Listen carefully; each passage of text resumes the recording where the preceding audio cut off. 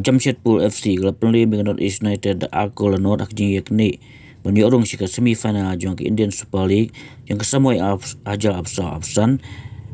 kebelalong HCN Stadium perlu mentakas ngi ke alaipo tarik luber ajal absan ke Jamshedpur kalau ban pergi jalan kong hakamit ke ap kondai dan bau Stephen AC Haji Isya ke Jamshedpur kalau kai tang sipangut haden ke prapo praminit haden bau Mohabil Rasman layo iga red card Henry haka extra time pat ka ayok biang bantep sasiko daw Jabil Hernandez ban bat sendon ako lanot persia ay North East United lembaga di jing syarem ke entia jong ke North East United kelakot no arani kelempung kini kedai kesen ke balai ya ke North East United bahkan syarem haka jing kun haka nong ba selong